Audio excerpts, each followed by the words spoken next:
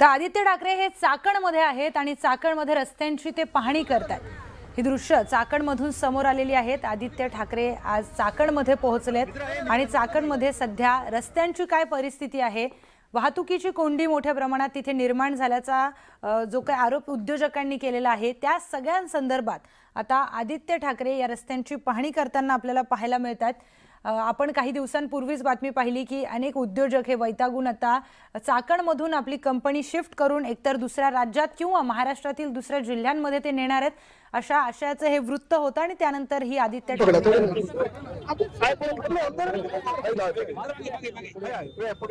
परिस्थिती आहे।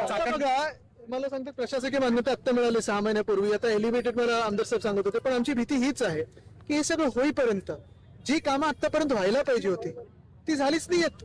म्हणजे आपण एका बाजूला पाहतोय उद्योगधंद्यांनी महाराष्ट्रावर, महाराष्ट्राच्या MIDC वर विश्वास ठेवून इथे आलेला आहे, पण तसं काल परवाकडे मी नाशिकमध्ये होतो। नाशिकमध्ये पण पाण्याचा प्रॉब्लेम आहेच, तसं आपण पाहतोय रस्त्यांचा प्रॉब्लेम आहे। इथे पण मी आता ऐकायला लागलो आणि आपल्याला आठवत असेल 4-5 दिवसापूर्वी आमचे खासदार राजाभाऊ वाजे साहेबांनी जेव्हा प्रश्न विचारला होता लोकसभेमध्ये, उत्तर आलं होतं की महाराष्ट्रातून गेल्या 5 वर्षात 35,000 उद्योग व्यवसाय हे महाराष्ट्रातून बाहेर गेलेले। आणि मी तेव्हाही सांगितलं होतं की महाराष्ट्रात एकतर भ्रष्टाचार, या सरकारमध्ये भाजपच्या राजवटीतला भ्रष्टाचार आणि हे इन्फ्रास्ट्रक्चर जे कोलॅप्स झालेलं आहे त्यामुळेच हे उद्योगधंदे सगळे बाहेर चाललेले आहेत। तुमच्या माध्यमातून आपण यांना इथे बोलवायचं बरोबर।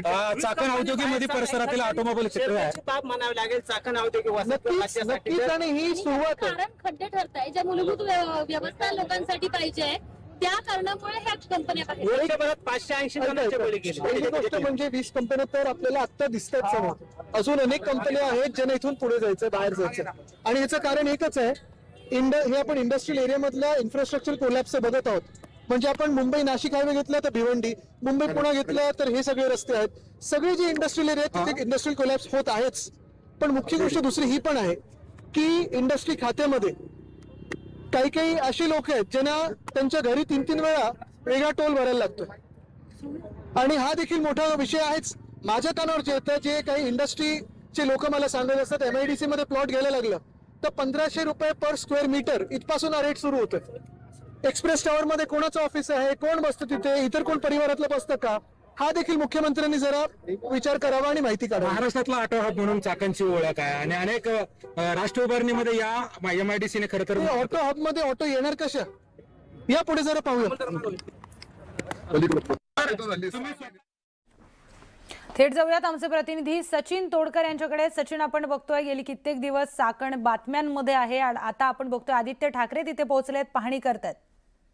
खरं तर आता नुकतेच आदित्य ठाकरे चाकणमध्ये दाखल झालेले आहेत आणि दाखल झाल्यानंतरच आदित्य ठाकरे यांनी जे आहे चाकणच्या ज्या काही मार्गांचा यांनी पाहणी केली आहे, त्याचबरोबर जे खड्डेमय मार्ग आहे, जी चाकणची आता ओळख बनली आहे खड्ड्यांचं चाकण, या खड्ड्यांमध्ये आदित्य ठाकरे यांनी स्वतः पायी चालून पाहिलं आहे। त्याचबरोबर या भागात जे रहिवासी आहेत त्या रहिवाशांच्या सोबत सुद्धा आता आदित्य ठाकरे यांनी चर्चा केली आहे। हे सर्व करत असताना कुठेतरी आदित्य ठाकरे यांनी राज्य सरकार असेल, मुख्यमंत्री असतील किंवा उद्योगमंत्री असतील यांच्यावरती सडकून टीका केली आहे। त्याचबरोबर हा दौरा जो आहे, हा दौरा आता या ठिकाणी सुरू झाला आहे।